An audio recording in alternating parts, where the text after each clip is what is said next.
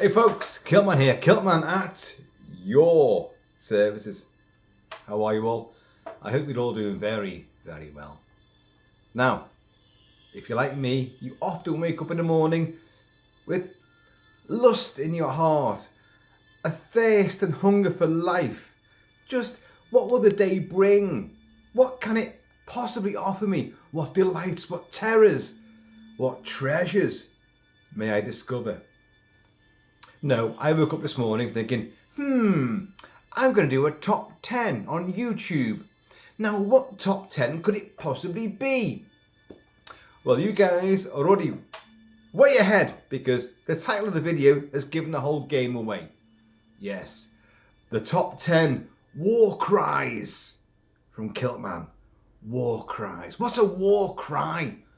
Yes, that's that moment when someone is fighting a last stand, a gallant last battle, a fury against the odds, resilience, defiance, just a roar against all the odds in the movies. And there's loads. Oh, there's so many. So many. That I had to kind of like chop out loads and scythe some more that way and eviscerate some from that category. So, in an unusual thing for me, I've actually managed to get down to a top 10. Genuinely a top 10. Although, having said that, I wrote my top 10 down, right? After waking up, I thought, I'm going to do this. A top 10 War Cries. Yes, it'd be great. This would be interesting. And I compiled them all. And then I had to go and meet my mate in the pub, didn't I? Well, what a surprise. Quelle surprise. And I then began to rethink certain rankings in the order. And I actually took one person out, or one entry out, and put someone else in that really should have been there all along. But that's the beauty of these things. But this will be my top 10, and there'll be some honourable mentions as well afterwards. But this is my top 10, and I'm gonna fucking stick to it. For now, at least. So, a war cry. Yes, I've just said it's a roar of defiance. It could be rallying the troops. It could be, I'm gonna call the enemy to me. It's a war cry. It's testosterone. It's primal. It's battle. Battle must commence. This could be my last moment, but I'm gonna fucking do this in defiance of you. I'm gonna take on all comers, and I'll go out fighting, go out swinging, go out shooting. And there's some great stuff here. So, without further ado, because this could go on for a long time. You know me. I've said a top 10 with some honourable mentions, but I'm bound to think of other things whilst we're going through this. And go, oh my god, I should have put that in, shouldn't I? Oh, it's even better. I have cut out various things. Like I don't think we've got any comic book stuff in here. Like the Avengers roaring into, I can't do that. Can't do that at all. I'm going to say right now, I am fucking sick to death of Marvel and superheroes. Having loved them for, all my life and all the movie incarnations, I am now sick to death. I don't want to see any more. Just give it a few years and come back to me. I just can't be arsed anymore. So anyway, right. Some of these might be a bit weird, I'll be honest. But they're moments that have struck me as a emphatic, a war cry, an ululation, an exclamation of testosterone, and this is my last moment. This is my battle now. I'm coming for you, you're coming for me, but I'm gonna stand my ground. So there might be some weird ones, like this one. And we're going to count down from 10. Okay, so it's going to 10, 9, 8, all the way down to the best one. but I have replaced one. And I hope I've crossed it out from the list and I've written it on another piece of paper. So hopefully this will work.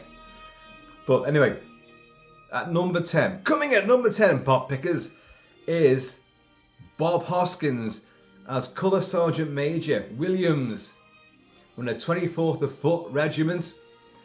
Zulu Dawn, 1979.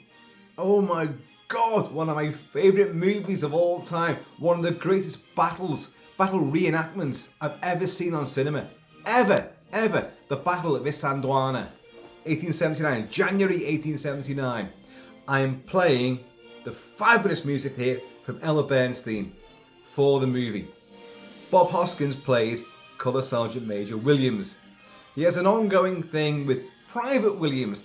It's a lot of them are Welsh. So you've got lots of Joneses and Williamses. And these guys in the British column are left behind on the slopes of Isandlwana in South Africa in Zululand. Well, the main column has gone ahead to try and find the Zulu army, the Impi. The Zulu army is the Impi. So off they go, erroneously, because the fucking Zulu Impi is just round the corner. It's just sitting just in a cleft in the valley. All 30,000 of these bastards. And our redcoats are sitting there, totally oblivious to them. But they do find them, and the Impi rises up and attacks in the shape of the bull's head. The bull's head and the horns. So, a great Zulu tactic. The enemy will fight you at the front. You see the enemy coming towards you, the Zulus coming towards you, they'll form a line or whatever their defensive strategy may be. But what they don't know is the horns of the bull have already encircled you almost completely, and they'll come back behind you and cut you off. So you're doomed. And that is exactly what happened to this Isandlwana, where the British got massacred. Now, Bob Hoskins, the great Bob Hoskins, Harold Shand for the Long Good Friday, that detective, whatever is from Jessica Rabbit and all that bullshit, all that animated crap. I wasn't a fan of that movie, to be honest. And he is an incredible tour de force in this. And when the British Army put out, stupidly, erroneously, along a huge 3-mile battlefront, they put out little skirmish lines of guys to fight the Zulu charge. But the Zulus outnumbered them something massively, and they're everywhere, and they're not going to stop. And because they put the British forces out too far away from the ammunition wagons, it's taking a long time for the ammunition boys, the buglers, to go and get the ammunition back to the front lines. So they're standing there in their two ranks, fire, and they're just popping Zulus left, right, and centre, and they're laughing and joking. This is genuine. They laughed and joked on the front lines until they began to realise, hang on a minute, they've got their little pouch, their little ammo pouch. Shit, I've only got a couple of bullets left. There's still millions of Zulus coming at me. Bugler boy, ammunition! And the distance and the fact that the ammunition boxes were screwed down, and they only had a couple of screwdrivers to each quartermaster. And the quartermaster, Pauline, was also kind of like, no, only people from our own troops, our own units can come to use our ammunition. Otherwise, go to your own ammunition depot. Causing problems, causing the British ranks to lose the firepower and the Zulus to get in there. So they break ranks, retreat. Bob Hoskins here, and in a great sequence, a fucking enormously bravura sequence, they go down the clefts and valleys in the land there in South Africa. They're called dongas. It's a very unfortunate name, because if in the UK, a donga often means something else. A donga. Oh, we've got right donga on. But they're called dongas. But the Zulus will creep into these and sweep up again. And of course, the Brits were just like, oh my God, no ammunition anymore. But they would form little groups of squares, and then like they fight back to back with their penknives. They fought bravely, but the sequence in question is the British ranks break, the Zulus swell through all the gaps, the massive, almost half a mile wide long gaps between the ranks. What I mean, that was ridiculous. The Zulus surged through. So all of a sudden, these British red ranks are getting cut off of fighting last stands. And Bob Hoskins, as Colour Sergeant Major Williams, with Private Williams, who he's had a bit of a sparring thing with, because he kind of begrudgingly likes Private Williams. Private Williams is a bit of a plonker, to be honest, but he has done his best. He wants to impress everyone. He's a bit weak and timid, but he will find his legs and fight. And in this sequence, Bob Hoskins, this is the war cry. This is what I'm talking about. You know, the defiance. He knows he's going to die, and like he's used his rifle, he's used his pistol, and like he climbs up the side of a bank, and he's grabbing Private Williams. Come on, get up here, get up here. The Zulus come at them, and he grabs one. He goes, grabs the Zulu. Damn you! Fucking headbutts him. Bah! Fuck you! Grabs his knob kerry. The knob kerry is a Zulu weapon of mahogany or walnut, or it's very hard wood. A big stave and a huge fucking skull-shaped knob to crack someone's skull open. It breaks rib cages, it breaks spines. It's fucking brick hard. And he grabs that off him and goes like, damn you! Poof, poof, poof. He won't last much longer, to be honest. He will be run through. He'll grab Private Williams. You'll get that medal yet, Private Williams, he says. Like, and then he gets run through with a Zulu spear, and that's the guy. Down he goes. Like, and then Private Williams, seeing the one guy that he's tried to impress, who's actually said, you'll get that medal yet. And this is the glorious last stand. And he starts killing a few Zulus with his bayonet and his Martini Henry rifle, his carbine. And then he gets run through as well. But that act of defiance, that war cry, it's very brief, but it's very important. And as a kid, when I first saw this movie, 1979, I saw the premiere because my dad, Big Kilt Papa, supplied uniforms and, well, not props, they were genuine Zulu assegais and Martini Henry rifles for the movie. He did this because my dad collected all this stuff. I grew up in a museum. The house was a museum of all this stuff. So we were there at the premiere, 1979. Wow.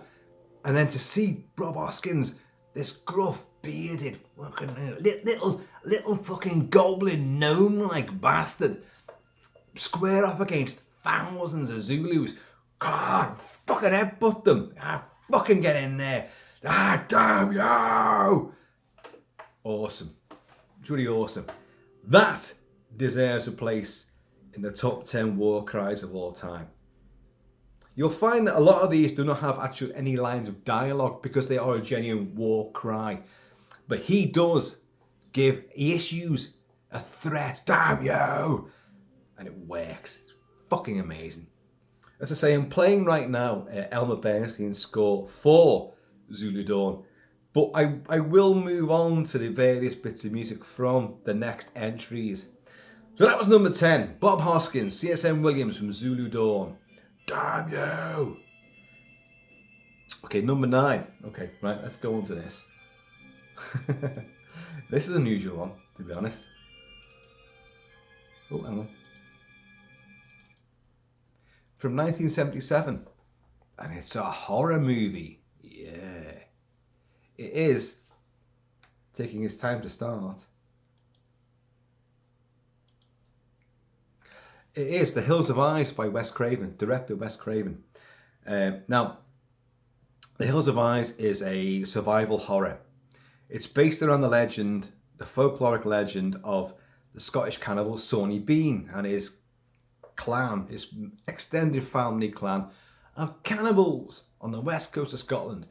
And it is about the Carter family who are travelling across America to get to California. And to avoid a bunny on the highway, the dusty highway in the middle of nowhere.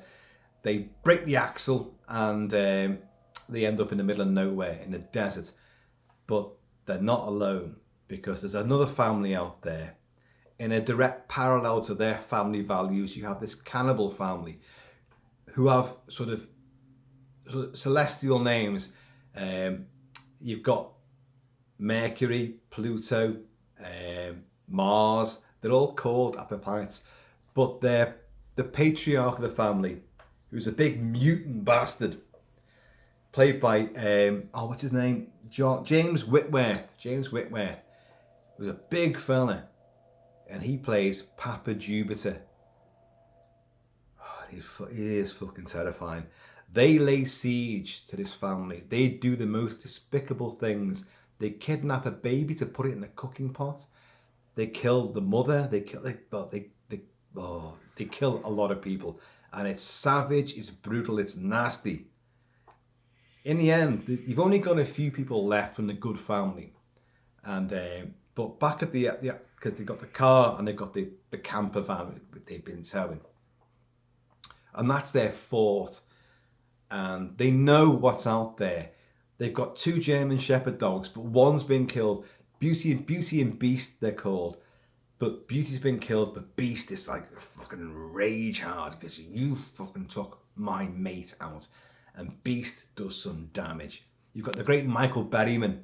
Michael Berryman, for so many horror movies and thriller movies, the loveliest guy you could ever meet. He does Comic-Con, he does loads of conventions. He's a wonderful fella, but he has got he's got multiple conditions, and he looks kind of weird. But he plays villains in movies, and he plays Pluto. He gets his throat torn out by the dog. But Papa Jupiter, enraged by losing a member of his family, fucking storms to attack the camper van. You've only got 2 people left in the camper van, and that's Brenda, young Brenda, and Bobby, brother and sister. And they take their mother out, who's died, and they put her as a booby trap out in the desert. And she's in like a deck chair just there. But they've rigged up a trap. They took the tires off the wheels of the car, and they've got a noose around this area covered up in sand. And Papa Jupiter comes up, and he's kind of confused, like looking at this dead woman, and he's like, "What's happening here?" But it's a trap. Suddenly they fire up the car. Wheel goes round, and the noose tightens around his feet. And it's almost comical, except it's comical. His feet get tied together, and suddenly his arse over tit, boom, and he gets dragged, towed through the sand, and they're going like, yeah, go rag him to bits, go on, tear him apart. They run out of petrol. Who'd have seen that one coming? So it stops, and they're like, oh my God, as Bobby says, shit. Suddenly Papa Jupiter gets up, and he ain't that far away. He's a big brute, and now he's lost a son, and he's really fucking angry. And he gets up, and he stumbles over trying to get the rope from around his ankles, but his howl and growl and roar of pure war cry defiance, I am coming for you, I'm gonna get you. Oh, it chilled me to the fucking bone.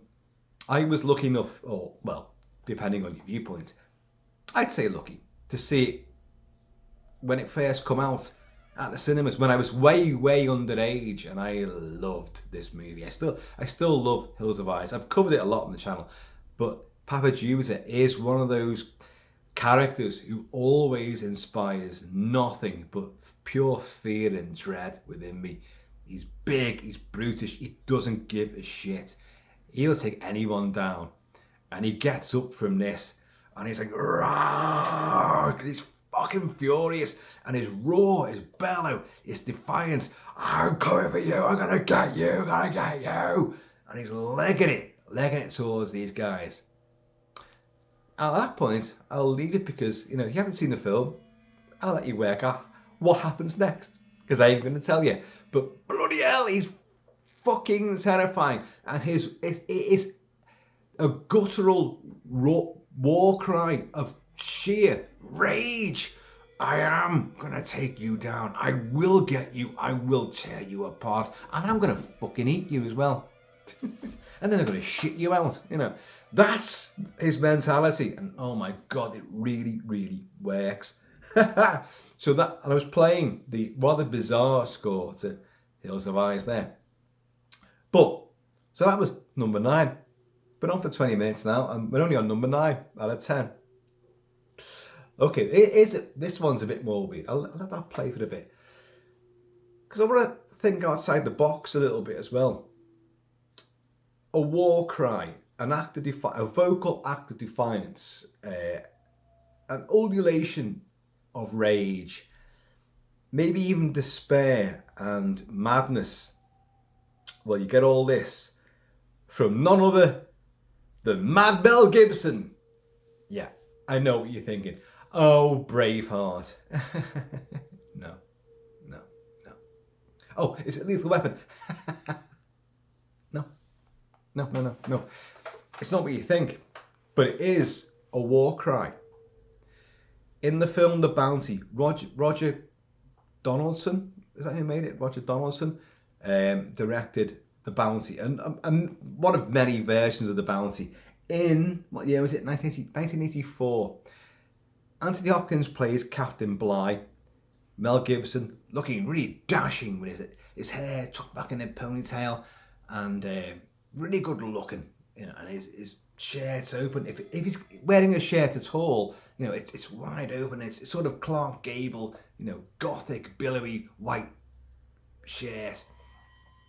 And he's Fletcher Christian, who leads the real-life mutiny on the Bounty. Now, the scene in question is the actual stealing of the Bounty, the mutiny itself. And after being really, really beleaguered by Captain Bligh, who was his friend, they were friends, they were genuine friends. It's a bizarre friendship. Even in reality, there was quite a gap in years between them. But they had a vested interest in this sea and in sort of making their names and making some moolah. And they worked together. They'd sailed together before, and they'd sail together again. And it all goes horribly tits up. You know, down in the Tahiti worked its magic upon the crew. But the stayed in his ways, authoritarian, brutish Captain Bligh, played very humanistically by Anthony Hopkins, still manages to piss Fletcher Christian off, who falls in love with a native girl from Tahiti. So, you know, they're at loggerheads, and all of a sudden, their friendship crumbles and completely degrades to the point where they are enemies. But the crew love Fletcher Christian, so they urge him to take the ship, get rid of Captain Bligh, take the ship, let's go back to Tahiti. That's, you know the history of this, you know the story of it. So but the mutiny itself is a wonderful sequence. And the great thing about Mel Gibson, wonderful actor, very intense, very complex as well. I don't think he's as complex nowadays. He's going for independent movies for many reasons, obviously, you know, blacklisted by Hollywood mainstream, but still ploughing out movies left, right, and centre, and he's always good. But back in the 80s, my God, he would take unusual roles, and he really go to town on him. He was brilliant in the 80s, brilliant. And some would say even better in the 90s when he became a director. He became a more rounded sort of, personality. But as Fletcher Christian, he plays him as a paranoid schizophrenic, which Fletcher Christian was, because that's what happened. He lost his mind over a girl. He was conflicted over his duty and his respect and devotion and duty towards his captain and his friend, his best friend, Captain Bligh. But then the two of them fucking hate each other, and there's a slightly homoerotic thing going on. Captain Bligh's jealous of Fletcher Christian falling in love with a woman. But Captain Bligh's got a loving wife and a family back at home. But it's just, you can see how the friendship just becomes fractured fusion, and then it becomes a huge tectonic shift. So when the mutiny takes place, and all the crew who are behind Fletcher get all the ones who are devoted to Captain Bligh and drag them out on deck. There's a bit of beating and swearing and stuff taking place and threats, and they're all dancing around. Hey, we got you now, yeah, fuck you. But Fletcher's trying to be, trying to be okay. But and I'm sorry about this. This shouldn't have happened. But but it's your fault. You made this happen. And but Anthony Hopkins who is superb as Captain Bligh, is trying to implore to his old friend, don't do this. Think of my family. But Fletcher Christian, Mel Gibson's encapsulation of him, drives him through the earth into hell. I am in hell, sir. I implore you, think of my family, think of my children. I can think of nothing else. Why are you being so damn reasonable now? The argument is brilliant. The crew want to kill Fletcher and his devotees, but Gibbo's Fletcher Christian is like, no. He's trying to keep a lid on things, but he can't. And everyone, it's all getting too much. And in the maelstrom of this confusion, Mel Gibson delivers just this tremendous screech of a wail of pure madness, of his own mind fracturing. He's got no idea where I'm going. What have I done? And he screams to the heavens because everyone's going crazy. You've got Neil Morrissey there. You've got Liam Neeson is there. You've got a young Dexter Fletcher is there. You've got loads of what would be character actors and movers and shakers who are all in the crew, all giving it loads. And it rises to this huge fucking thing. And he just goes, ah. And then I think it's Dexter Fletcher just goes with a flintlock pistol, which kills the moment. And then Fletcher grabs, Anthony Hopkins, right, we'll set him adrift. We'll put him in a boat. He doesn't cough as well, but my throat's gone dry now. So, but that roar, it is a war cry because he's made what would tantamount to a war crime at sea. He's broken all devotion and duty to the Admiralty and to his captain. He's committed the ultimate sin at sea of mutiny. So I've done this now. My best friend is still in my face, and I really hate myself for this, but it's tremendous. It's really, really good.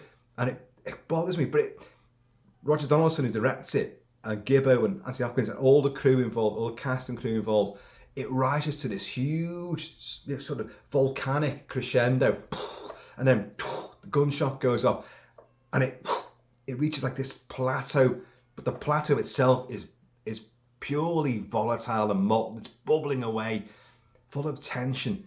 It's brilliant. And Gibbo is the release on that moment with that defiant war cry, albeit maybe it's not a clarion call to arms, but it's him trying to release his inner fucking demons and also to endorse his convictions of why he's doing what he's doing. So it is a war cry in and of itself.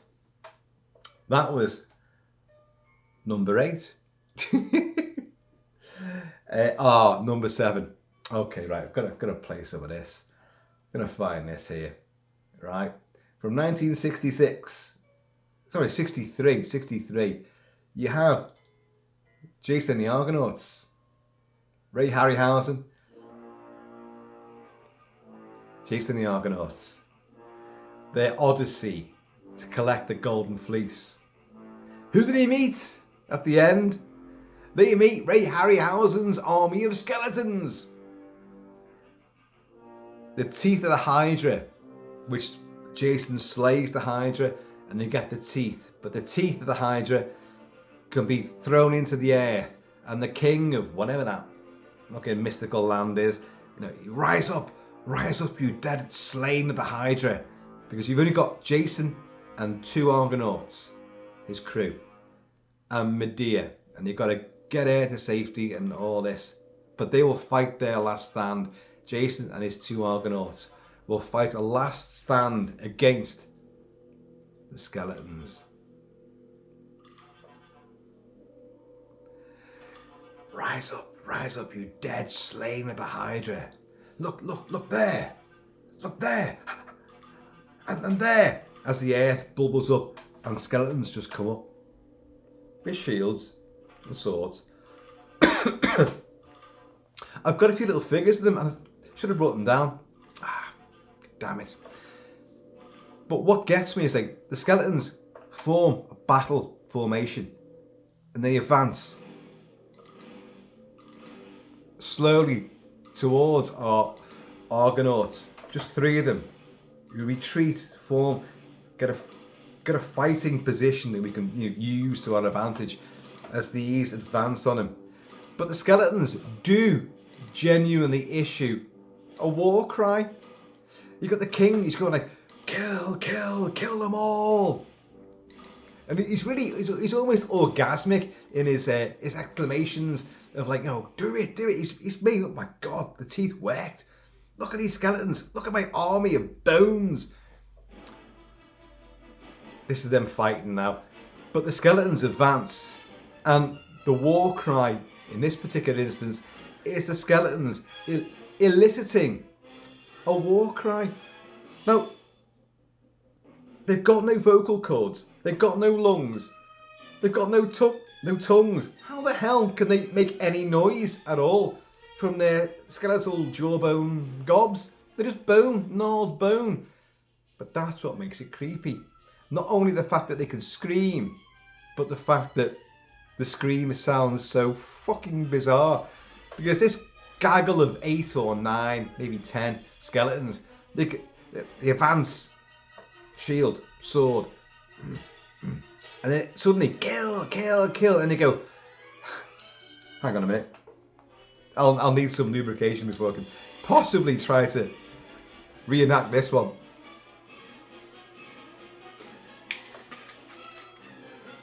They literally just go like, "Aah!" And it's the most bizarre, crazed, warped, cackled war cry ever.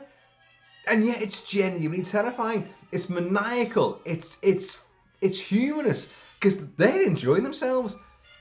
But the thing is, where's the air coming from? Where are they getting, the spout, to make this sort of war cry? But they do. It's supernatural. And it's super dynamation as well. It's brilliant. They are genuinely terrifying. And that is a pure and utter war cry. Like, we're coming to get you. And they're made up as they can't wait to get into battle and start slicing and dicing, which they do, because they killed 2 of the Argonauts. Only Jason gets away. But it's genuinely great. I love it. That was number 7. Number 6, I have swapped. But number 6, the one I've swapped out, will be in the honourable mentions. So number 6 is, okay, I'm going to find the music for this. I'm going to do this one now. I'm going to do this. And I can't believe that I didn't actually think of it first of all, because it's one of the best examples. Hang on a minute, that's not worked at all. No, doesn't appear to be there. No, it's here, that's why, it's here instead. It's Mad Max 2. And I cannot believe I did not think of this right from the word go.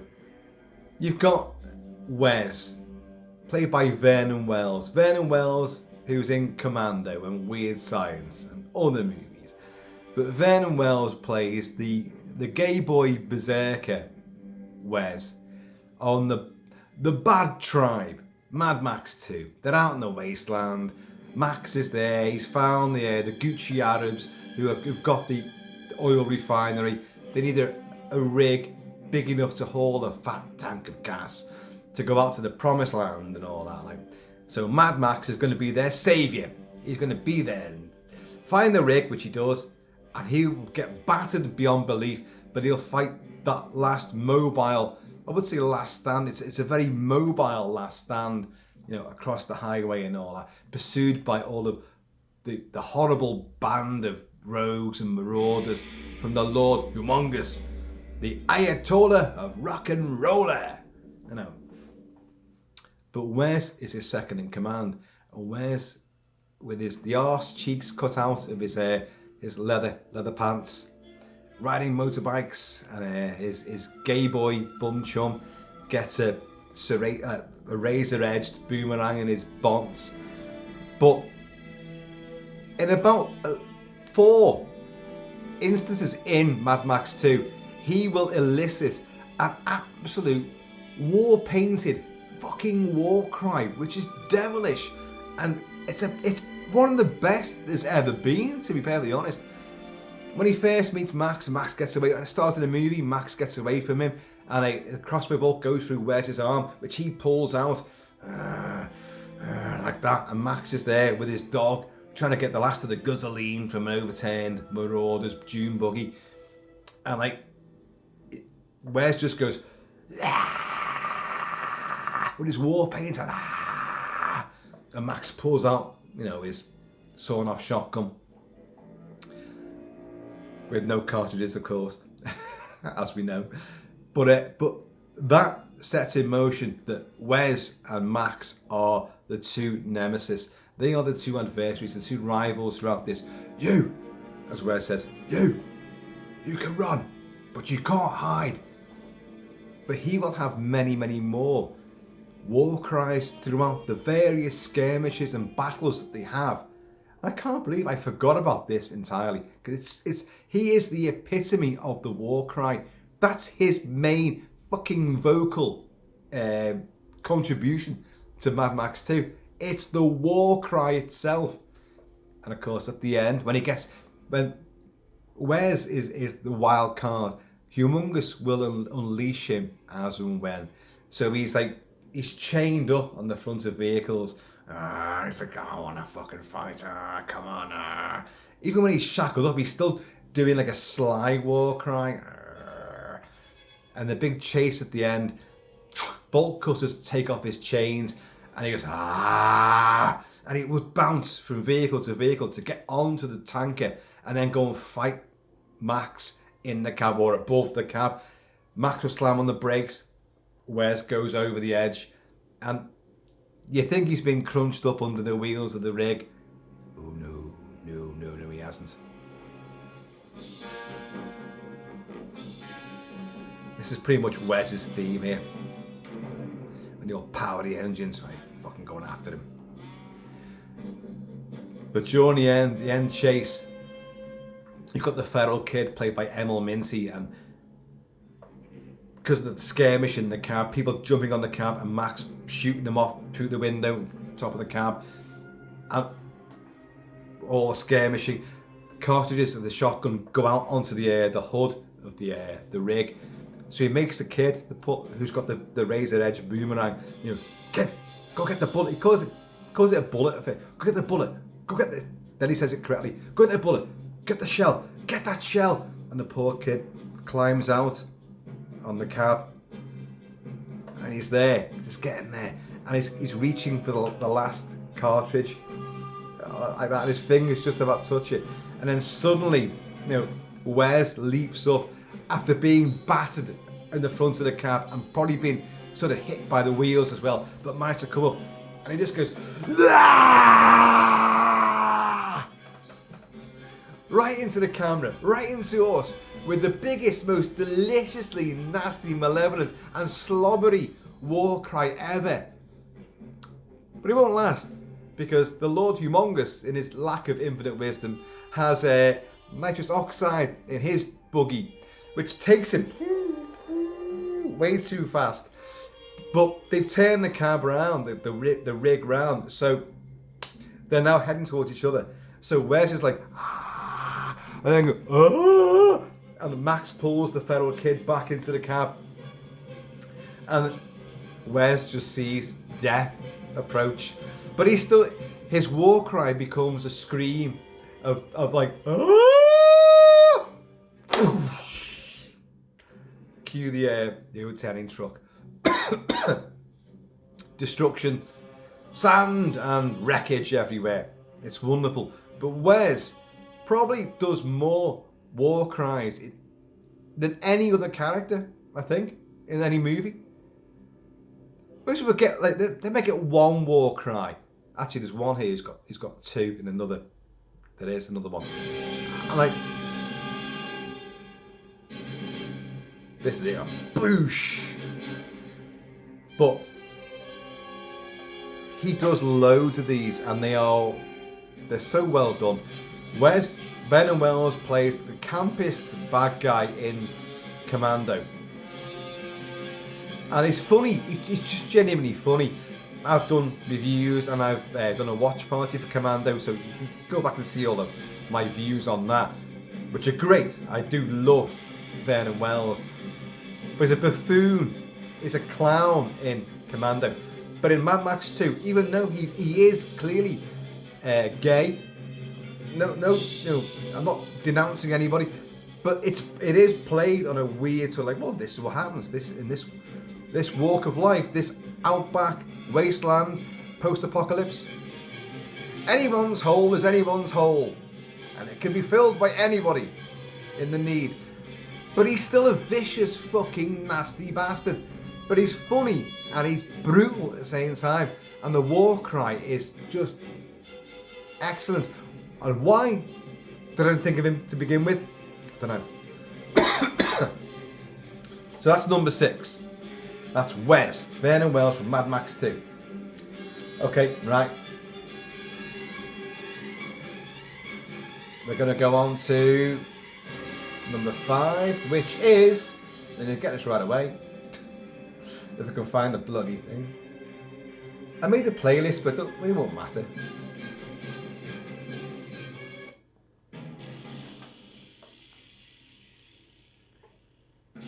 Yep. Number 5 is Rambo 2. Rambo First Blood Part 2. Sly Stallone as Johnny Rambo. Now he's gone back to Vietnam. He's gone back to the hellhole prison he was once incarcerated in by the Viet Cong. Don't forget, what you call hell, he calls home. He's gone back there to go and rescue American POWs who are still held there. Right, he gets set up, betrayed, and oh god, macho action and testosterone and greasy, sweaty male musculature predominates the screen. Not wrong with that, to be honest. And you have Stallone will always do. There's many more examples of Stallone doing a sort of mini War Cry and all that, like, and when he's fighting, even Rocky does it as well. But in Rambo First Blood Part 2, you've got 2 great moments of a genuine war cry, hefting firepower. In one case, a fucking helicopter, a gunship. In the other case, an M60. Now the first one, it will be when he commandeers the helicopter, and he goes back to the prison to go and rescue all his, well, the POWs there, and he sneaks in, and like just as the sun's rising, he comes out the sunrise, and just starts laying waste to the entire prison camp, managing with rockets and machine gun fire to hit every single compound and building that isn't the actual stockade holding the prisoners. Fucking good, that. Fucking clever. But in one great shot, you've got like, there's a Jeep there and one NVA. Yeah, I think they're NVA, aren't they, in this? And he's just stood there with his wok-shaped helmet on, like, and like Rambo just goes, blows the whole thing up, like, and like Stallone just goes like, yeah. It's fucking great. And you go, wow, yes, fucking awesome. Forget the fact that in one shot you've got the Jeep there and the guy stood there. Edit, the Jeep blows up, the guy's not even stood there at all, but doesn't matter. You get the effect. And he rescues all these guys. And he gets them back and he's coming back to the American compound. Just over the border in Thailand. Just over there. Or is it Cambodia? I can't remember now. This is still the same sequence. And he's been set up by the helicopter pilot and by Murdoch as well. You know, he's been left behind. They didn't pick him up, they left him because he wasn't meant to find anyone. It was all a PR exercise. He wasn't meant to find anybody, you know. But Rambo, he does, and he won't leave him behind. So he comes back with these, like, and they'll get the, what's his name? Martin Koslow, is it? From Karate Kid. M60 fucking slams him in the guts. Rambo, glad you made it. And he just goes, poof, and he goes, and then poof, fucking takes him down. And Troutman's there going, like, just watching him, and he strides into the compound with all the mid-80s high-tech surveillance equipment is there, and all the computer stuff is there, while all the crew from that head shed are getting all the American POWs wounded and dishevelled and malnourished off the helicopter. You've got Murdoch, who's like in hiding. So what does Stallone do? What does Rambo do? Well, he doesn't reach for whiskey. Maybe he should. He would chill him out a lot more. He'd have a lot less angst, I think.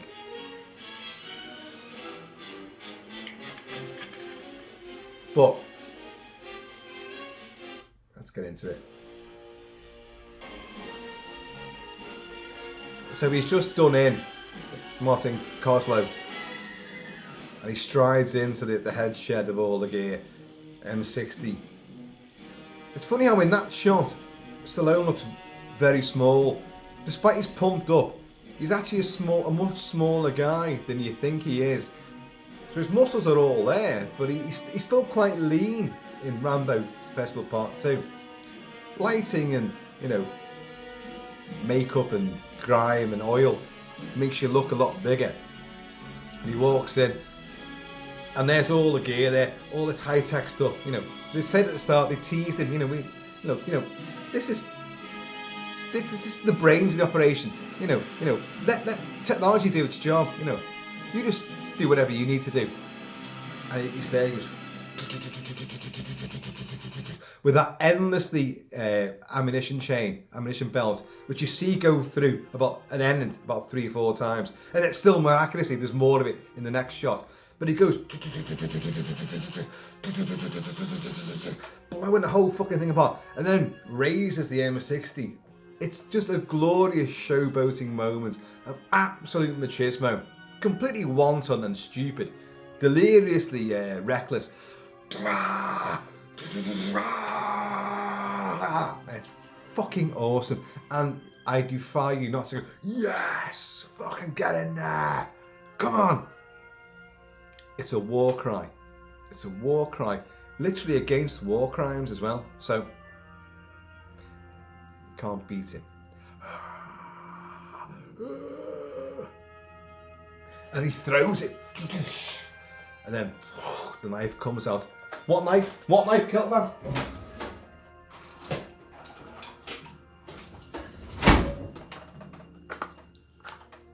That knife comes out. The mission knife from Rambo Festival Part 2. You know there's more men out there.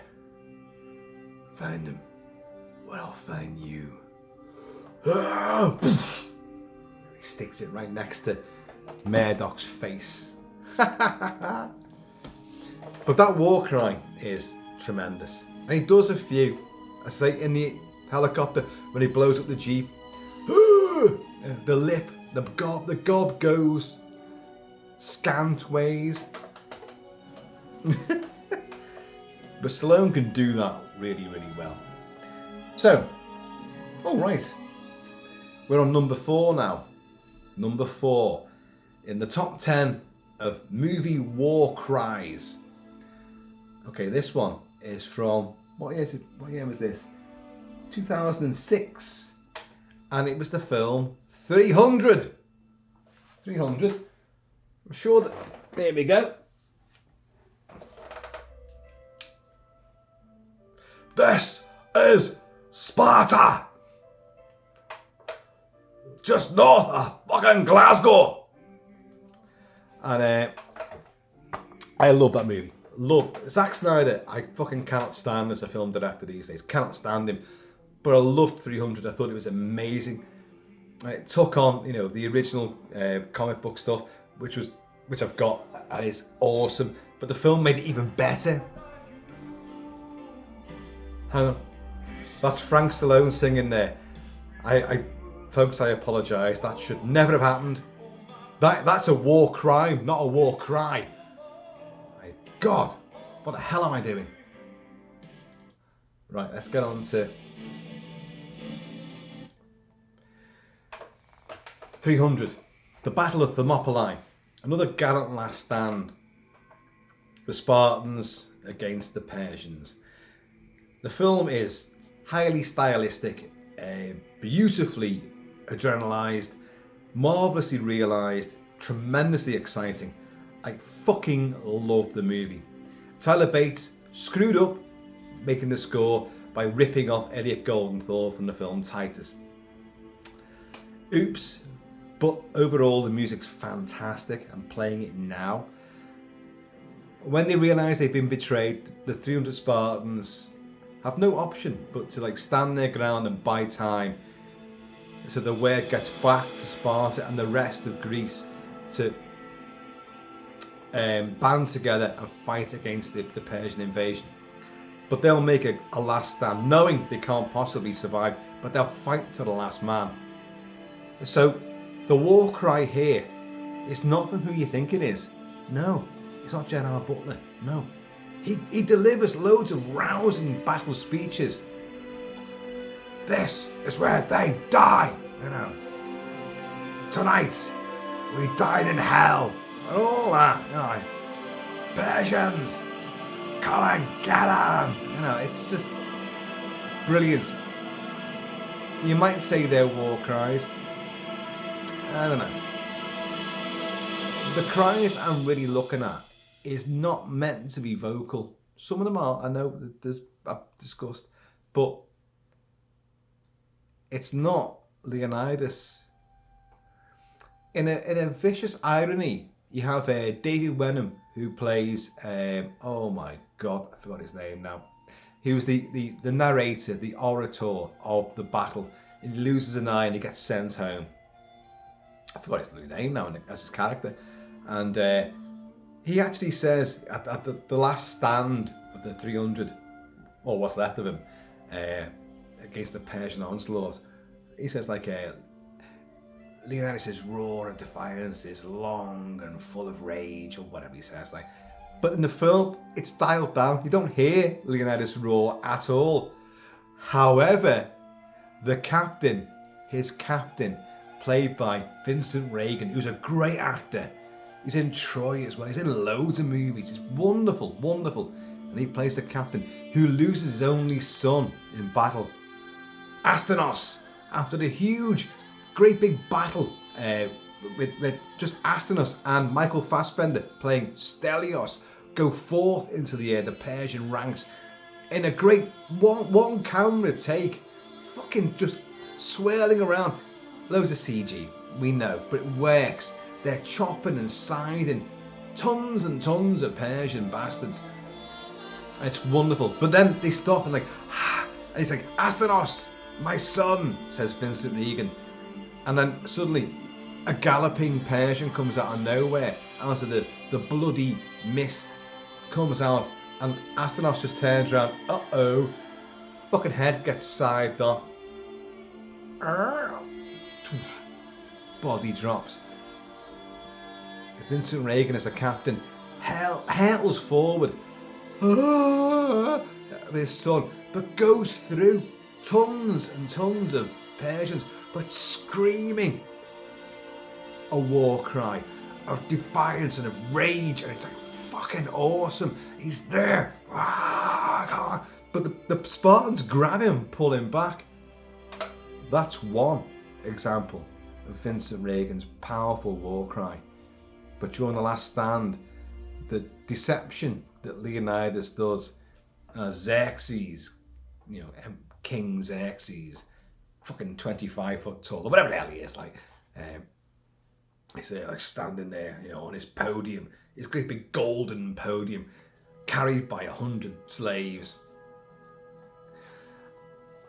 And suddenly, Leonidas bows to his knees, drops to his knees, drops his shield, takes his helmet off and all that. The shield is heavy, the helmet obscures much. And, he needs the grip and the strength. And yes, I'm getting the lines wrong now, I can't remember them.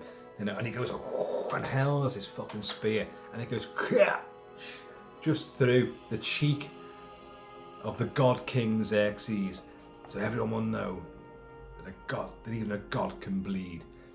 So you've got that Stelios, and like Stelios, Michael Fassbender leaps out, jumps on his back, and fucking begins the last stand. But Vincent Reagan, as the captain, will come forward, and it's just fucking amazing. He's scything them down, with the Greek fucking Zythos sword, the highly fantastical version of the Greek Zythos sword, which I've got and I have reviewed, by the way. I have done it. Take them down, and he gets run through, and the Persian has got him. It's like that, hold on to his spear, and he just grabs him. He goes, and with his sword,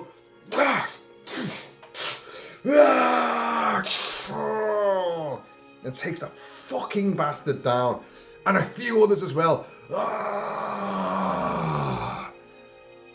That's war cry. It's a war cry. I'm dying, but I'm dying with a full fucking heart. I'm dying with my brothers, and I'm taking you bastards down as well. It's fucking rage filled. That's a war cry. That's the meat and bones in the face of death. That's what your war cry should be. Absolute fucking defiance. Yes, we're going some way with this, aren't we?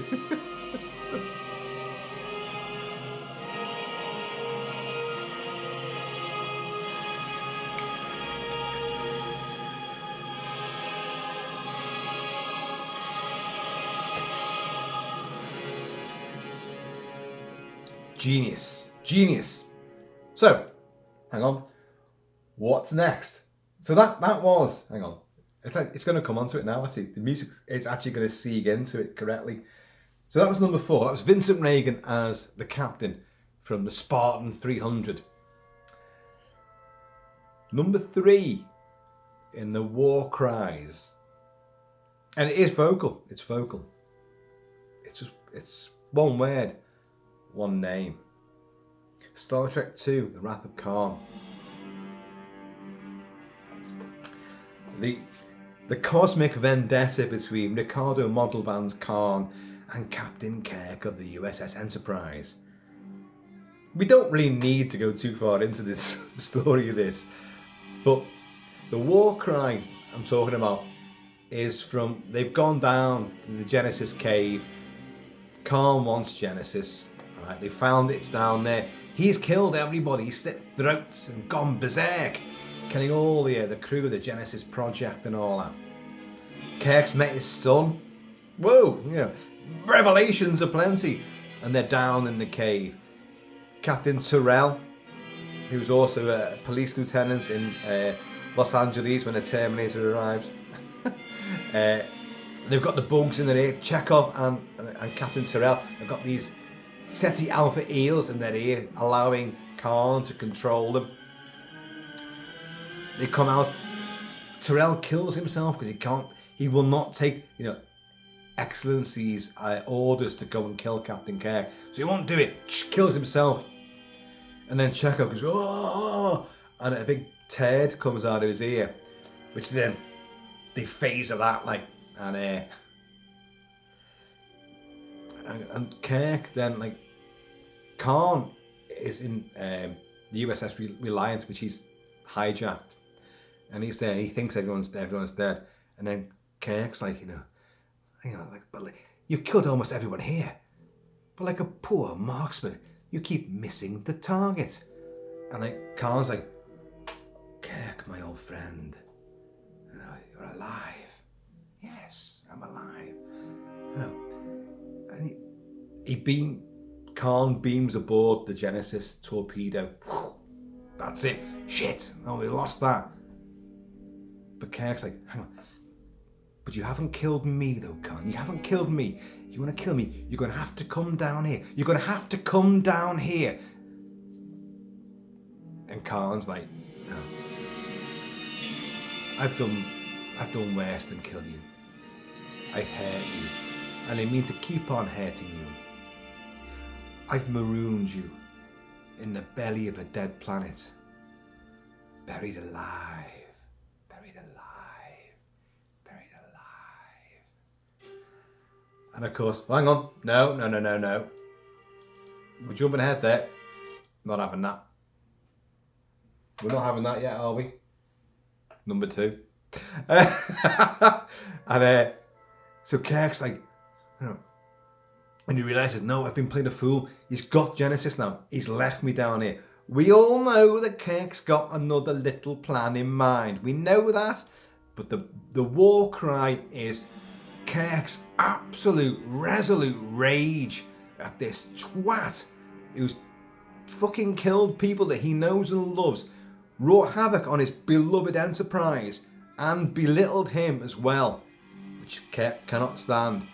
So it's, you know what it is. Of course you do.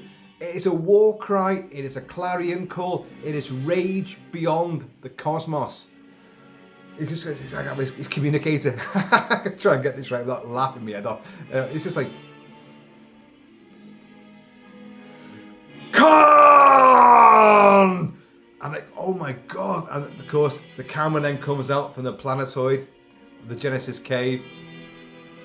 Camera comes away, and you just hear the echoing, Khan, Khan, Khan. It's brilliant, and you feel it. Even though in the next scene, you've got Kirk going like, well, what is it? Hours into minutes, minutes into seconds, or whatever the hell it is. Like, you know, you always cheat death, don't you? Yeah. No, I just changed death into a fighting chance for survival. You know, it's brilliant. It's brilliant stuff. But that rage, that is a war cry, because he hates Khan. He has to destroy Khan now. As much as Khan wants to destroy Kirk, who is an altruist and will always, well, I would say, in the movies, it's kind of like trying to, save people and don't do so much. Actually, no, it's in the TV show he tries to save people. In the movies, that's like kind of fuck them all. Like, his rage against the Klingons as well, like in Undiscovered Country, is brilliant. But he will learn to, become live and let live sort of thing. But in Wrath of Khan, he is totally, no, Khan. He's like, argh. And of course, then you got in Star Trek 3, you Klingon bastard, you killed my son. You Klingon bastard, you killed my son. It's just fucking, I have had enough of you. Poof. Brilliant stuff. Shatner, the Shat, is great. And that is a war cry. By far. That was number 3. Number 2 starts now. And there he is. Major Alan Dutch Schaefer from Predator. One of the greatest action movies, horror, suspense, sci-fi, action, thrillers ever. It's glorious. It'll never be beaten, never be topped, because no matter how many more movies they bring out in the Predator franchise, they are nothing compared to it.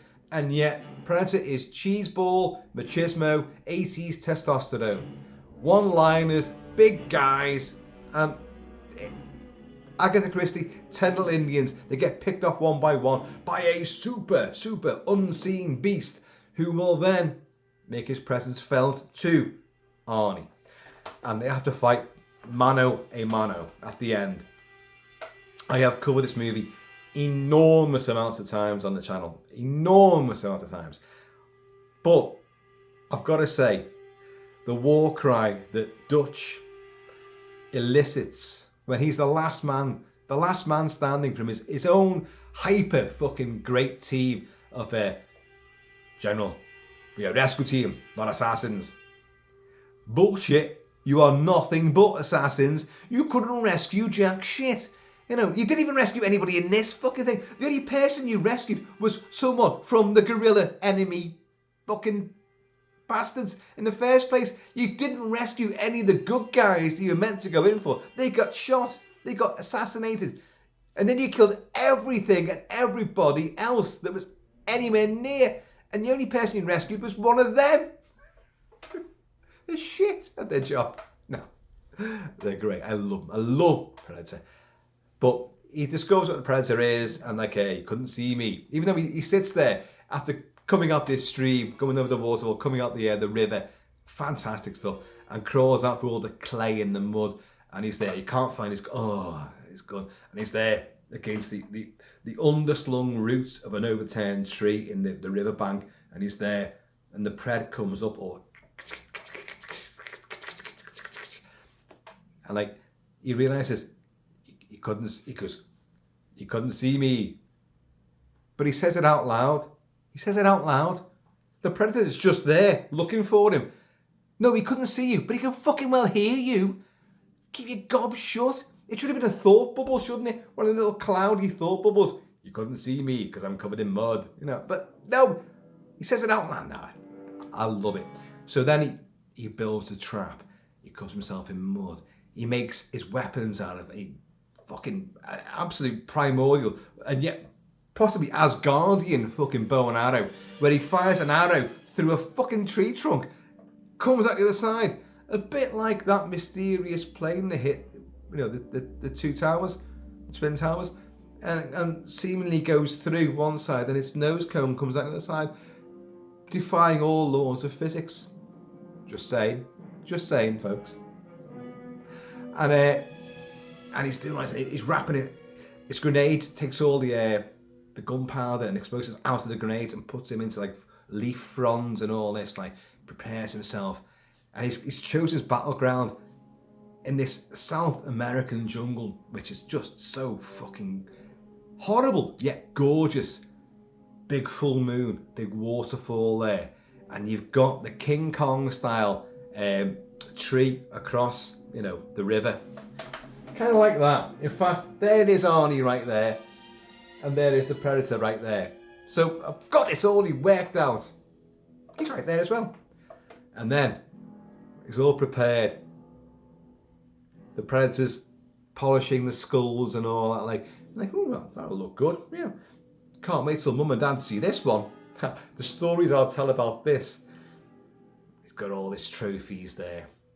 And he thinks his job's done because he can't find Arnie, he can't find this guy. This guy's just fucking disappeared. Or maybe I'll hunt him tomorrow. I don't care. I'm just going to chill out for a bit now. But Arnie's preparing himself. He's got all his earth and soil and shit all over him. It's good for the skin, apparently. And he's built little traps, booby traps, spikes and all sorts, little bits and bobs here, then everywhere. Like, all I've got to do is lure him in. That's all I've got to do. Because I've got a fighting chance. I've seen the shape of him. I know what he is. I know he's out there. I know he's got tech, which I don't understand. But I will. I will deliver the goods.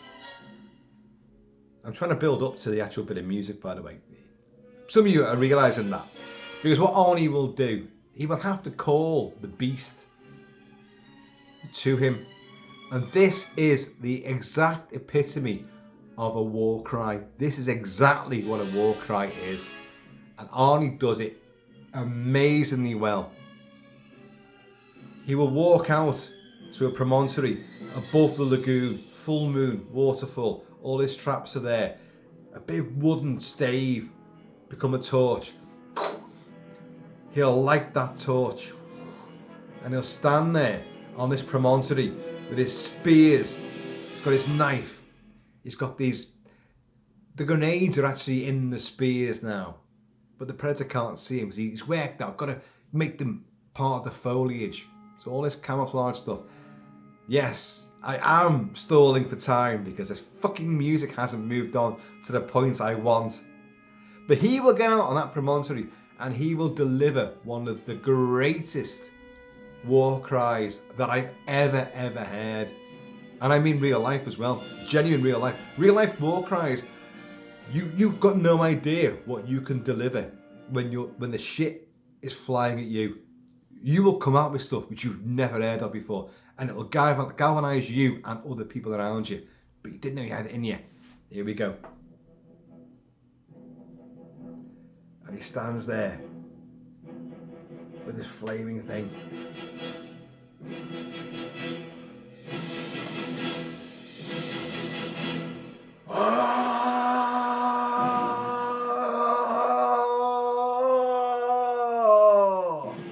And he throws it down, lights a bonfire. And of course the Pred with his helmet on just goes, motherfucker, what did he just call me? And then goes springing, boing, boing, with his camouflage, light bending technology, his stealth camouflage, from tree to tree.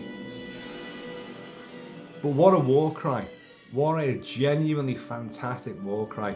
Arnie does it really well. Arnie's got with that jaw comes down like,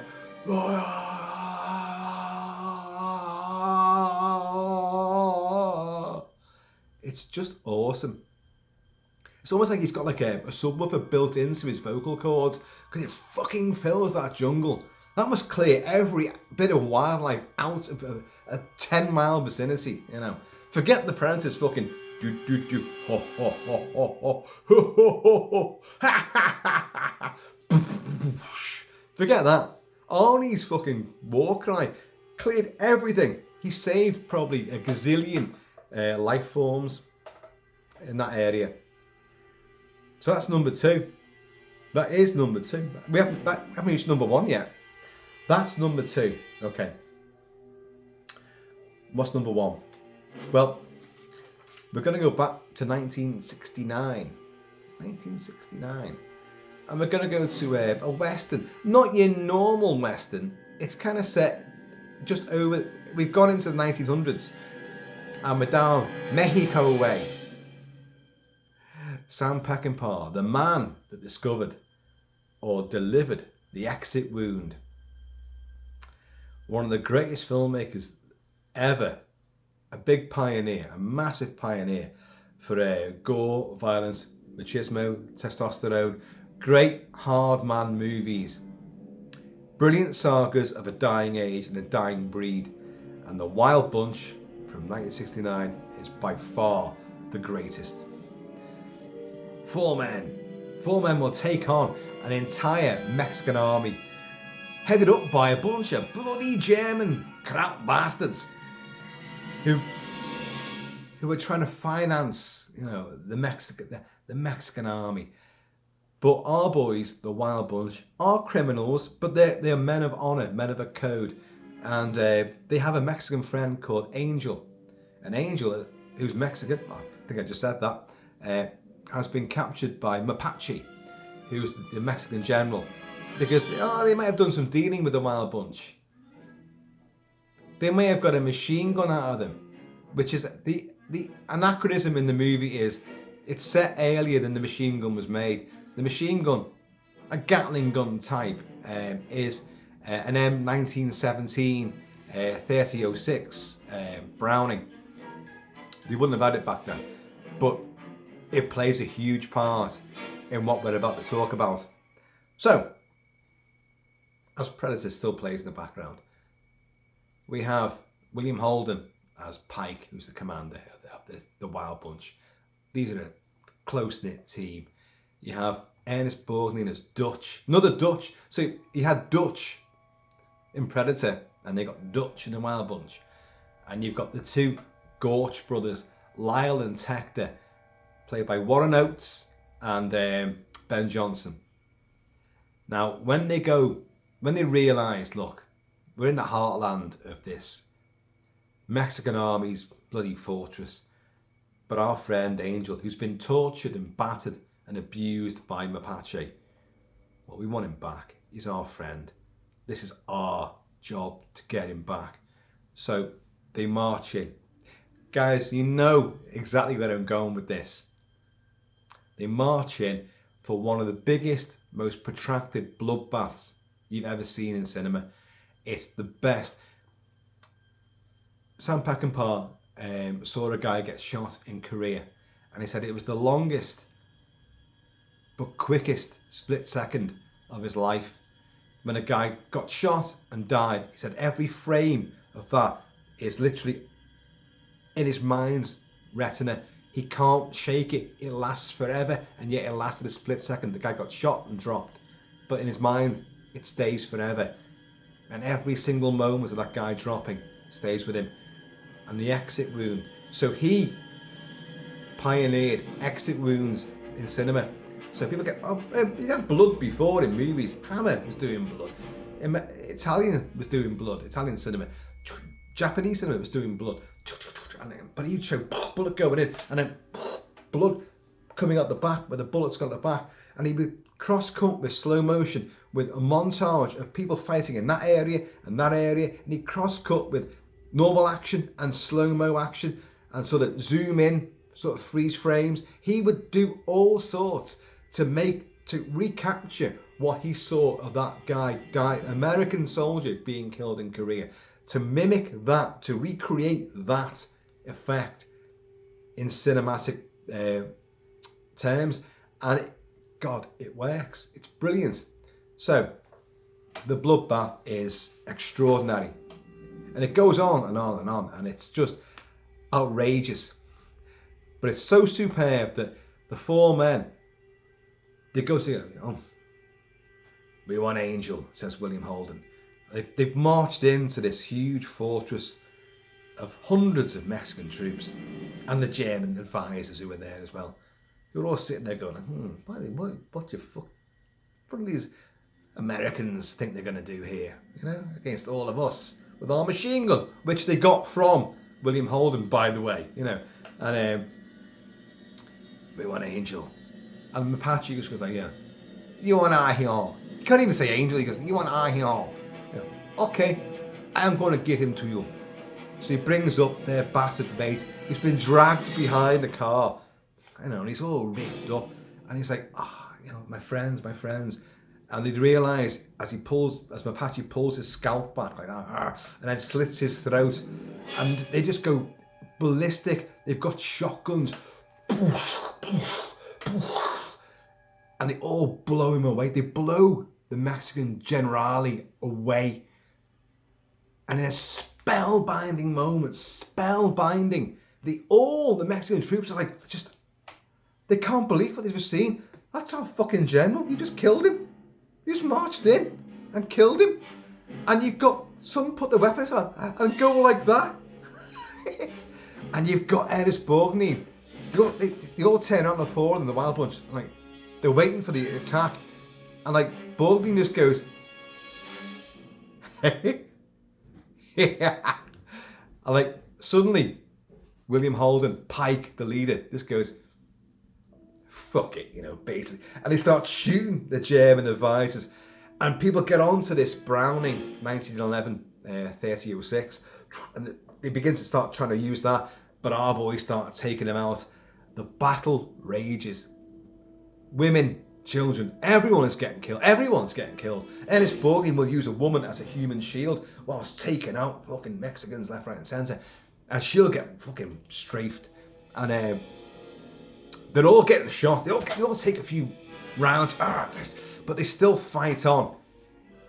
But three of them take a go on that machine gun. Borgnine doesn't. Ben Johnson takes it first. And just fucking laying waste to hundreds of Mexicans. But he'll get shot, and he doesn't die at that stage. He'll get shot off it. William Holden will take a go on it as well, and he'll hit the ammunition, mule trains, mule packs, blowing up huge portions of the fortress. Going crazy. bodies flying everywhere. They're chucking grenades. They've got grenades. They're chucking grenades as well. Like, fucking amazing. They're all taking hits all the time. But I hear you ask, oh, where's this war cry you're going on about? Tector Gorch, played by Ben Johnson, gets shot off the machine gun. His brother, Warren Oates, the great Warren Oates, in a white shirt, looking the coolest amongst them. I honestly, this is number one. This is my number one war cry of all time. It haunted me as a child when I first saw this movie, and it blew me away. The gore, the violence, the machismo, the whole ideology of it just blew me away and hooked me forever. But on this last stand, it haunts me to this day. And here it is. Listen. Shotguns, revolvers, automatics, big machine gun, explosions. You're gonna get it all.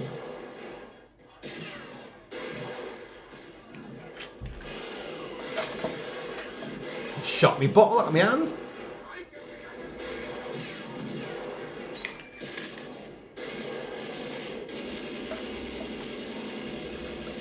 That's Ben Johnson. But when Warren Oates, Lyle Gorch gets on it, he gets hit. He's already been hit in the shoulder. He gets another shot there, and he spins around. You'll hear it in a second. He spins around. I'll do my version before he does this, and let's see how accurate I've become. He gets hit, and he goes, oh, like, it spins around, and then turns around. He's mortally hit, and then spins the machine gun around, and his scream, his war cry of defiance is, I can't even do it.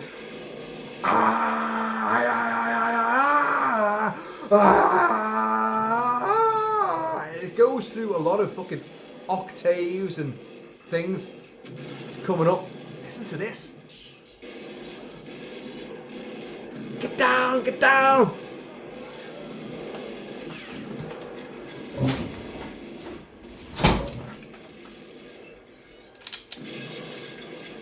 Well, that's going to be shit, isn't it? Single shot. This is Warren Oates now. In a second, you're going to get that.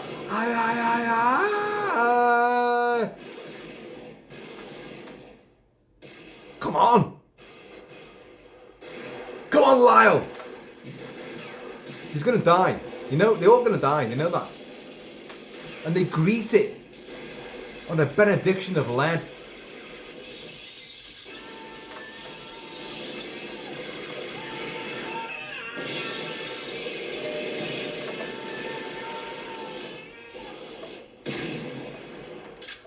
Fucking hell.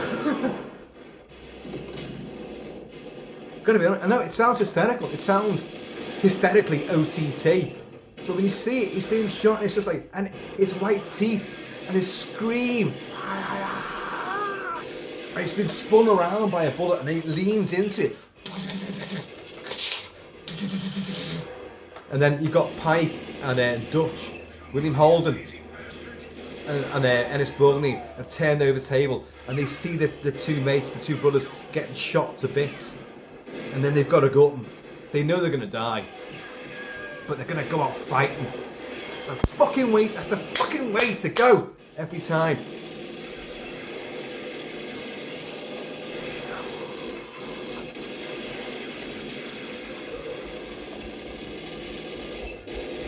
It's just genius. Oh, hello. A young husky has arrived. In the middle of a battle. Give him hell, Pike. There's a war cry as well. That's Dutch. That's Ennis Borgnine. Give him hell, Pike. But the two of them are getting shot to bits. Ennis Borgnine is... Sorry. William Holden. Pike is now on the gun. The two of them are now dying. They've been shot to bits. And like...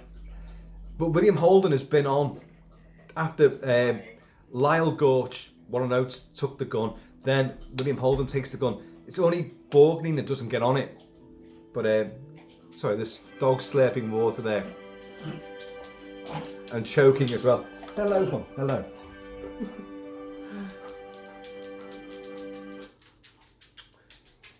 Gunfire aplenty, battles aplenty, huskies now aplenty.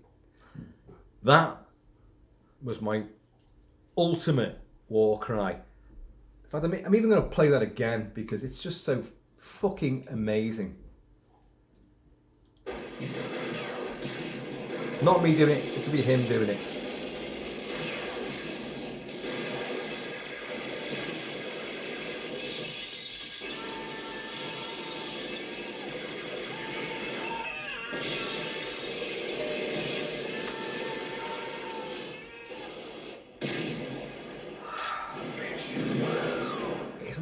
Isn't it just so fucking galvanizing? Oh my god. Right. Now there were some honourable mentions as well, which didn't quite make it into the mix. That's Isandwalan again. Honourable mentions. Okay, the first two you really can't allow because they're not humans. They're aliens. One is Bennings, Peter Maloney. Bennings from The Thing. Yeah, you think about that scream that he does when he's been uncovered. You know, he's been part assimilated and Windows has caught him and then caught Macready and they've all chased Bennings out into the ice. And Bennings is there with like two fucking bizarre shaped arms. It isn't Bennings. It isn't Bennings. And they overturn a tub of like kerosene and then set him on fire. But Bennings does this thing. Peter Maloney does this thing like his big outstretched arms, and he goes a big frosted, oh, an alien shriek of pure God. What is it? A war cry. It's a scream of defiance against the human enemy, because the humans are its enemy. Of course they are. So he issues forth this absolutely gut-wrenching, bizarre, and then they burn him up and all that. So, honourable mention. Is it really a war cry? Are we basing it on humans? Because if so, then it shouldn't be in there, because he ain't human anymore. And on the same lines, you've got from Invasion of the Body Snatchers, the 1978 remake by Philip Kaufman, which is an outstanding film with Veronica Cartwright, Brooke Adams, Donald Sutherland, and Jeff Goldblum, and Leonard Nimoy, you know. And the shock ending, of course, where Veronica Cartwright, who's human, encounters what she thinks is her friend, who she thinks might still be human, Donald Sutherland, who in the shock finale just goes, oh, again, like Bennings, an alien sort of war cry. Is it a war cry? No, not really. It's the alien signal for like, they are still human. We must get them to become one of us. So, it's just an indication. But it's one fucking shocking noise from a gob. Yeah. Now here's one that I really struggled with, and I thought I should have put this in there. It's one of my favourite movies of all time. You guys know it. It's the film Wolfen. Albert Finney, Diane Venora, and oh god, what's his name now? Tap dancing guy, Gregory Hines. That's it. And super intelligent wolves are attacking the homeless and devouring them in Manhattan, and they get uncovered. And well, look, I'm not good. Wolfen is an absolute favourite of mine, the original novel and the movie. There is a sequence in the film Wolfen where Albert Finney playing detective, jaded, cynical detective, alcoholic detective, Dewey Wilson, is assigned to this case with these people are being devoured and ripped up by something unusual. And but his friend Gregory Hines, who is the police pathologist, they've staked out where they know the hunting ground and possibly the lair of the pack of wolfen, these big fucking hyper intelligent wolves. The basis of the werewolf legend is these guys. They stake it out one night. It's a terrifying sequence. I've talked about it a lot. And the wolves take out Gregory Hines, his name's Whittington, and Albert Finney, and they've got like M16s with night scopes on, vintage night scopes from the 70s.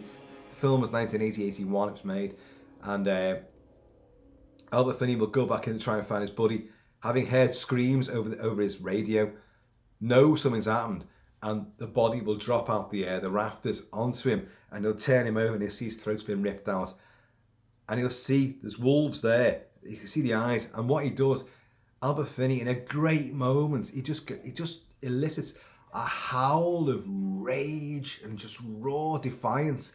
But the reason why I didn't put it's not a war cry. It's despair and anger about losing someone. It's not quite the same thing.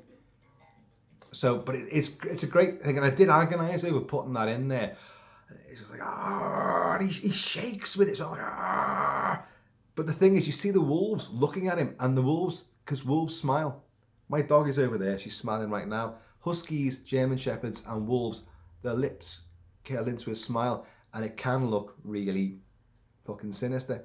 And these wolves do it. And they're real wolves they're using. Real wolves, not German Shepherds with little fucking fairy bits around them and masks and added bits of fur. No. They're just real wolves, and they're gorgeous. But very frightening at the same time. And this one just goes, and it just grins as it sees him, like, oh, God almighty. So that was an honourable mention. Another one is, and there's probably loads more, really. So you guys can always comment below and let me know what you think your favourite war cries are. This is The Hills of Eyes again. It doesn't sound quite right at this moment. So I'll tell you what I'll do. I'll put in the music now to what this next honourable mention is. Let's see if I've got it. Have I got it? I must have.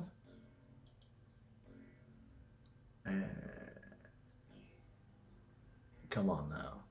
Okay. Right.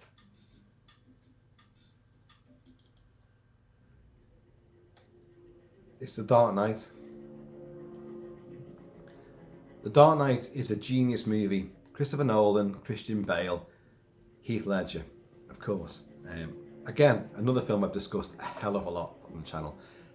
It's not a superhero movie, it's a terrific crime drama and a real psychological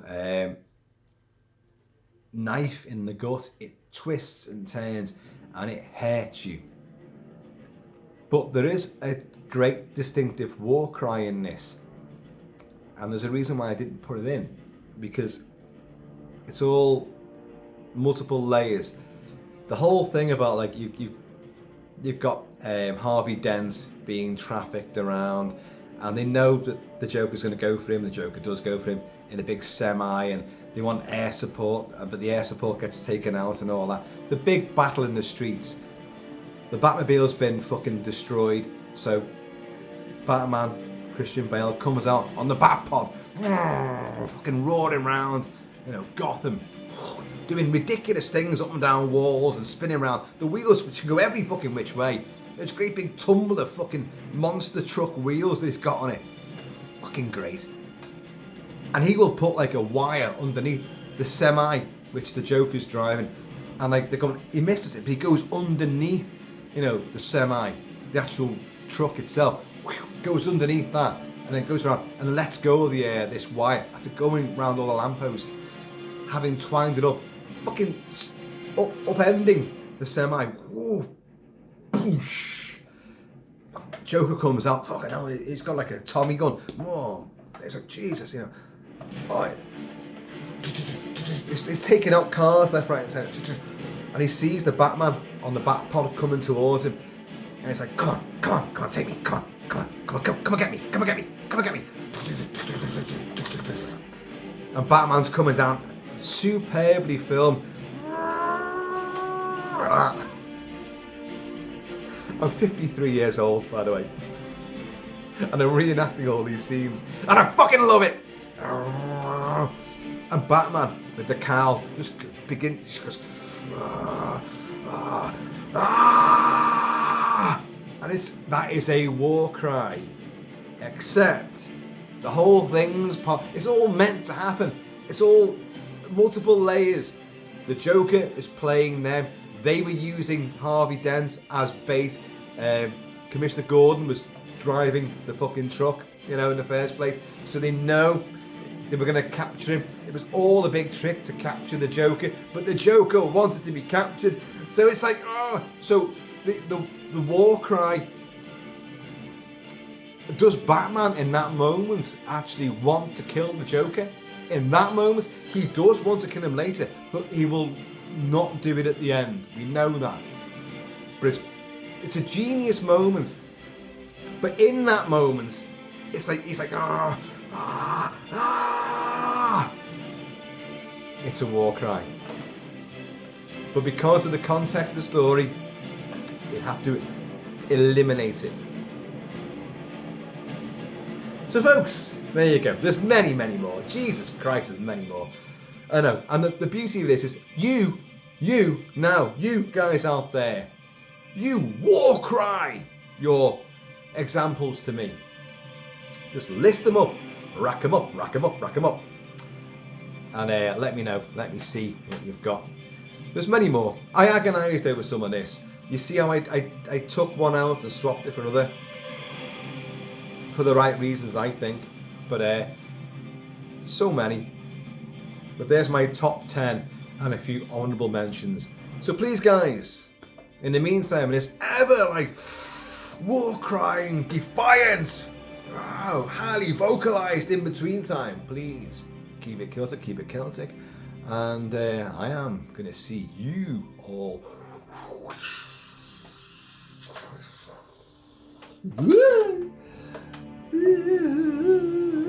Ladies, where's that fucking button? Oh, big finger. Oh, wow. Hey man, that's a really big finger.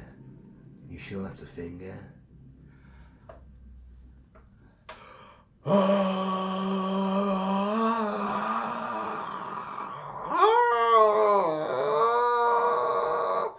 I combined War Notes with Dutch Schaefer from Predator there. Not many people can do that. Not many people should even attempt to do that.